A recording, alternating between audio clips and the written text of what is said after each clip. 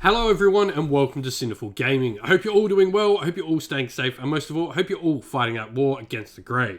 Today's video, we're going to talk Kharadron Overlords. The White Dwarf update is out there, and we're going to talk all the updates from it, what we're getting with Kharadron Overlords, what we're not getting, and have a look at all the rules we have gotten, talk a little bit about them all. If you're a fan of Kharadron Overlords, this book will be out later this month. The White Dwarf that you'll be able to pick up to grab some Kharadron Overlords book. Rules, some new rules. So this is going to put Kharadron Overlords with 3 places to gain rules from. Obviously the Battletome, you'll now have the White Dwarf supplement, and you've got Broken Realms, Be'lakor as well with the Guild Triumphs. I think this puts Kharadron Overlords in a really interesting place. There is definitely some really good updates in the White Dwarf update. Probably not the whole over army feel that maybe some other armies got, but I definitely think this is a positive update. With that said, let's get cracking on and let's chat about everything we get updated in the Battletome. And so, the first thing we get is an Arcana Admiral War Scroll update, and I really do like this update to the War Scroll. I think it really gives some utility to the army. It's a great character model itself, and I think you're going to see a lot of Arcana Admirals in armies based on the update this model got.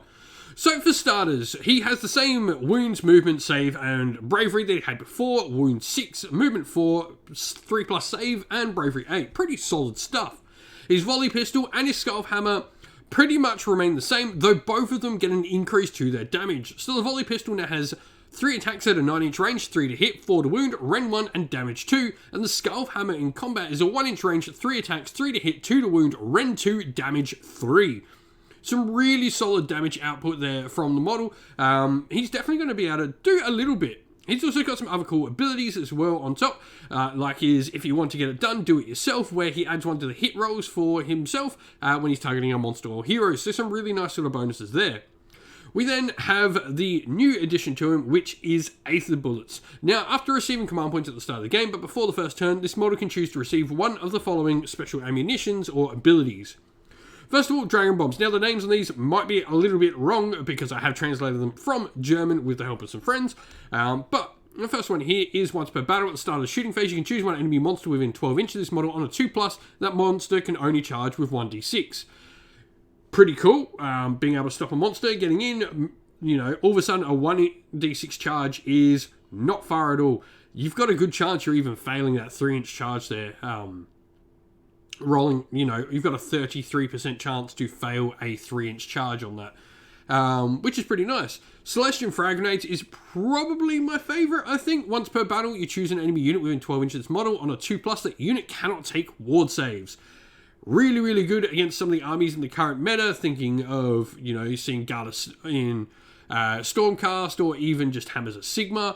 Nurgle, obviously, a lot of death armies have ward saves. There's a lot of stuff that this will apply to. And then you've got your Grudge Breaker Bullet as well, where once per battle at the start of the shooting phase, friendly Kharadron units wholly within 12 inches of this model improve their rend of their weapons by 1. Units cannot benefit from this more than once per phase. So pretty cool stuff here. This does mean the 2 previous can be used on multiple different targets. If you've got multiple admirals, the last one can be used from multiple admirals in the same phase. You just can't stack the rend. So if you've got 2 sort of forces in your army playing with 2 places of power, you could definitely have 2 admirals do it at the same time. Really, really solid update. I think this gives the Admiral a ton of play with just this rule alone. He really can make a lot of stuff just do what it needs to do. Kharadron do lack rend. They lack the ability to get through ward saves normally, with a lack of mortal wounds in the army in general. So I think this is all really solid stuff. You've then, as mentioned, got the if you want to get it done, do it yourself for the +1 to hit monsters and heroes. And then you've got Protect the Admiral as well, which is a bodyguard rule, which specifically states it works before the Admiral's ward saves are made. So you would get a bodyguard and then a ward save on top. However, the unit you pass the bodyguard onto specifically states does not get a ward save. So it's a 3+ bodyguard rule, which you can take ward saves on, but the unit you allocate the wounds instead to, because the dude's diving in front of a bullet for your Admiral, he cannot take a ward save. Lastly, we get Lord of the Sky. Command ability, it effectively gives the Sky Vessel run and shoot. Really, really cool. I like this guy a lot. I've got a couple of admirals. We're sending off the Kharadron Overlords to a commission painter to get painted up. They're just a project I'm never going to get to, but looking really forward to having them back on the channel sometime soon. Be really, really fun. If you want to see some Kharadron Overlords stuff, Let us know down in the comments below. I'd love to get the army back on the channel nice and quick. But let's get moving on.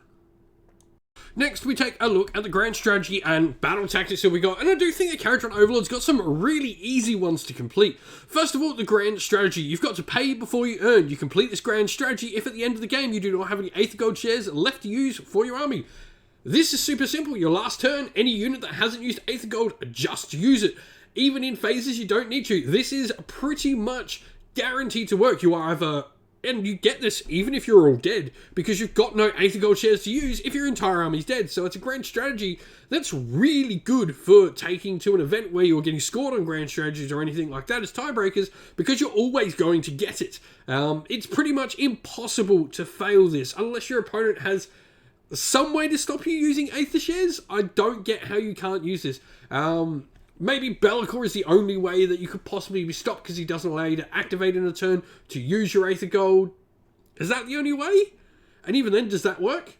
But battle tactic wise, 3 really good ones. Bombing Strike is a little bit average. You have to pick an enemy unit and destroy it by bomb rack attacks. That's a little bit hard, I guess. Not exactly one that's going to go, but it could be one. You know, there could be like a wound left on something and you've got a couple of Sky Vessels that could easily do it. It's going to come up at some point. I would be surprised if Kharadron Overlord players don't have a time where they can use this at least once per tournament. But the other two, Ready the Fleet, I think is the harder of the two. Having a bunch of units, unless you're going first, this may be harder to complete, because you do need three units to embark upon Sky Vessels. However, the thing on this is it's 3 units embarking on Sky Vessels. It doesn't need to be 3 units embarking on 3 Sky Vessels. So you could have 3 characters just standing on the ground, go into an Arcana frigate, or even into a gun hauler with Colby's collapsible compartment on it. So this is the harder of the two, I think.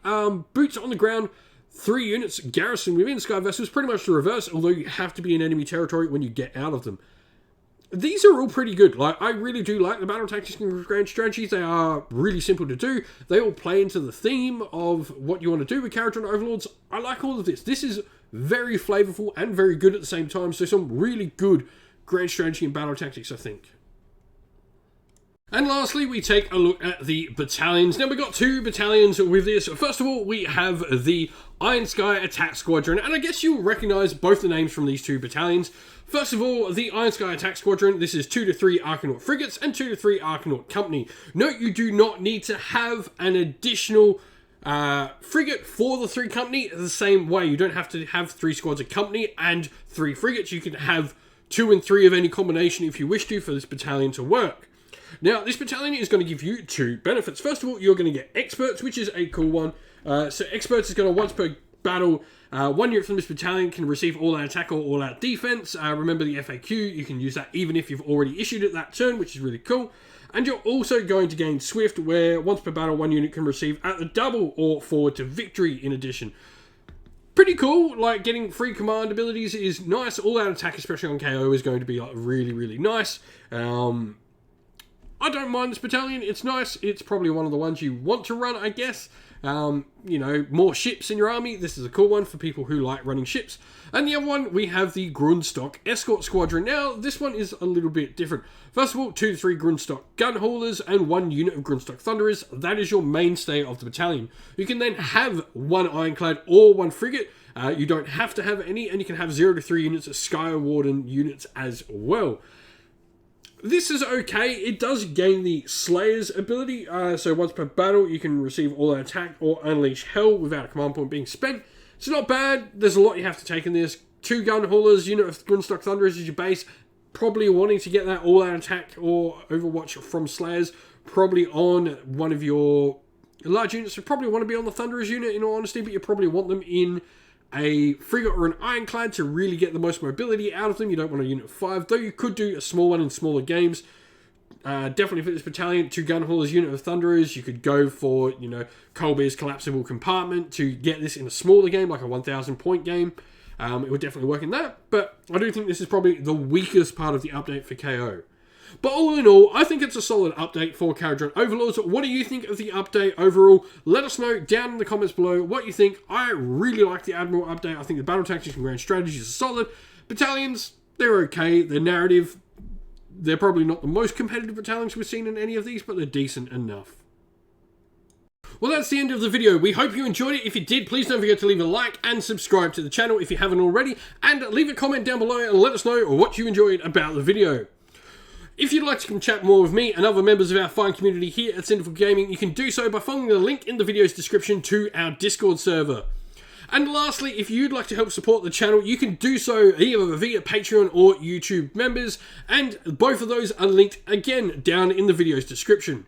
As a special thanks to all our Patreon and YouTube members, I'd like to give a shout out to them all. So a special thank you to our Patreons, Christian Weir, James Soren, Greenskins Gaming, AJC, Kenny Lowe, Outer Shop First, Andrew Bowen, Nathan Fee, The Rising Ape, Cure Dynamic, Agu, Anthony B, Anton Nilsson, JJ Austrian, Average Wargamer, Domir, Mark Harvey, James Cater, Dynet226, and Derek.